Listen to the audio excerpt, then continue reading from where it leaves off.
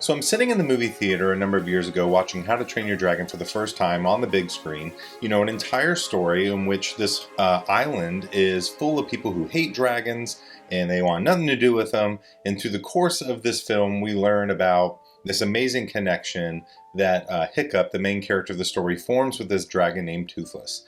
And I remember sitting in the theater during the first flight, which I think all of us can maybe relate to, and like getting actual goosebumps over my entire body as Hiccup and Toothless begin to form this amazing bond.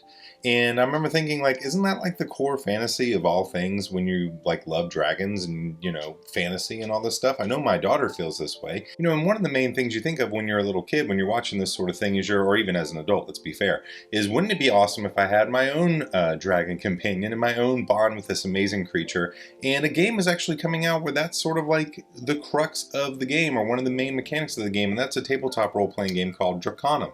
This game is actually up on Backerkit right now. They are funding it, and they reached out to me and said, hey, would you like to do a video previewing the game that we're making? And I was like, yeah, that sounds awesome. I have a little girl who's obsessed with dragons, and I think dragons are great, so let me take a look. And they sent me a whole bunch of stuff to get me excited about the game and to check it out. And this is sort of like my review slash preview of the game. If you want to try the game out for yourself, you can go straight to the Backerkit. Like right now, you can go ahead and get a demo of the game and check it out for yourself. And but yeah, let's dive into like what makes this game cool and why it might be for you.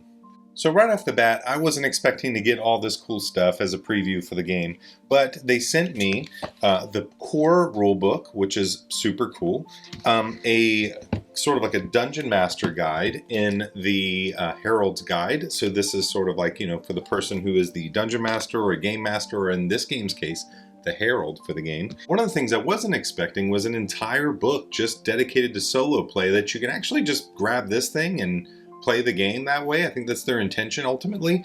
They also sent me a preview of the GM screen or the Herald screen, and some previews of spell cards, both in holographic foil and standard. And they also sent me a dice set, which is like dice specifically themed to go along with the game. So first off, thank you. This is all really cool stuff. And you know, a few things happen on my channel. One, I am a graphic novelist. I write and draw comic books for all ages, specifically like horror and adventure and all this sort of thing. And so I think about games often from a storytelling perspective. Like, I play games all the time. I do a lot with my friends, but I'm thinking a lot about like, how do these games help me get inspired? And first off, right off the bat, I'll say that the art and everything in these games is fantastic. Going through the books themselves, they're full of lush, beautiful art, tons of description, tons of advice on how to run the game, how to play the game, lots of options baked into the cake for people to play. So just as like a pure inspiration tool, it's great. This world that they've created is full of just life and adventure and creatures and just like everything you might need if you were going to sit down and try to make up your own story involving a character, like a fantasy character with a bond with a dragon in this awesome world, to make up stories and go have your own fun, man. They've done a great job from that perspective, and the art only enhances and improves that experience. So like I said, one of the core things that goes along with this game is that you are not only creating a fantasy character, you know, kind of like Dungeons and Dragons or Daggerheart and all these sorts of things that are out there, but you're creating a character and you're building like a bond with a dragon, which is so fun and different. It's so baked into the cake. There's tons of rules for how do you do this, how do you make that bond meaningful. Just looking at the simple bond traits and how that all works within the rule set, it becomes obvious that they are building these bonds and these connections with these dragons from the standpoint of like, this should drive narrative forward. So really well done and super cool there. So one of the things that got me excited when I saw that they had sent a dice kit was when I opened it and I discovered that it was full of D6s. That meant that this was going to be a dice pool game. Now, up to that point, I actually hadn't seen the rules yet, so I didn't know that this was the case, but dice pool games are my favorite kind of role-playing games. I love collecting a handful of dice and rolling them to determine successes and failures. Now, one of the differences from like the Year Zero engine from Free League versus this system is whereas like in the Year Zero engine, you roll a bunch of D6s and the 6s count as successes. This game uses a little bit more of a nuanced approach where 5s equal a single success and 2 equals a 6 equals 2 successes, and then 1's kind of create complications or failures. It's a unique way of approaching the game, and it adds a little bit of variability into it, and then you add in the shadow die, which is the D12, and that opens up the story to a bunch of other things using these shadow points. So if you roll the shadow die, it could potentially add shadow marks into the game. And this operates kind of similarly to what you see in Daggerheart, the new game from Darrington Press, Daggerheart, and this idea of like fear, which is something that a herald or the game master can use as a resource to create narrative complications within the story. So I'm discovering like I really like that as a mechanic. I think it's super cool. It sort of creates this very like tense moment between player and GM, where, you know, they understand that you're giving the GM ammunition by using this dice. So I think it's a cool system. The success fail shadow die component of this game, I think, is going to create a lot of interesting gameplay. One of the things I noticed as I was going through the game is that character creation is not only pretty straightforward, but very layered. And something I've kind of learned, since I'm typically the GM in a game, but because I do a lot of solo role-playing, that the process of creating a character in and of itself is almost like this mini game built within a game, right? You're going to make a lot of decisions throughout the process and kind of build this character that you gain a personal attachment to. And I think that the game, the rules for character creation in this game are very layered, from picking your own kin, which is sort of like what race you are within the game, and you have up to 12 options. Then on top of that, a class, which there are 4 options within the game for.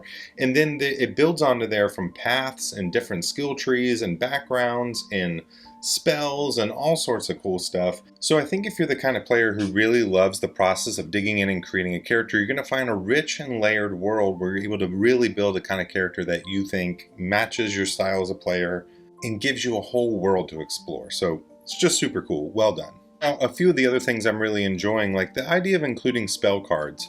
I know that this is not like a new thing or anything like that, but it wasn't something I spent a lot of time using in my early times of playing with role-playing games.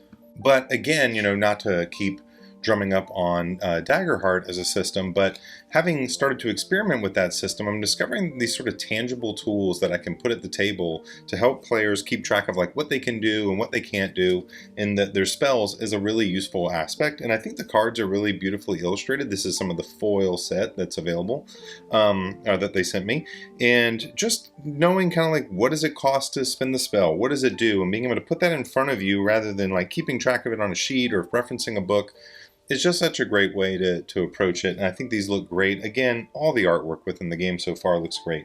I should also note that my understanding of this game is that it is in very early, like pre-alpha versions of the game, so I understand that the rules are going to be shifting quite a bit, and that a lot of things are going to be cleared up along the way. And so, you know, just understand that this game's still very much in development. They're making it the best game it can possibly be, but from what I can see here so far, it's looking awesome.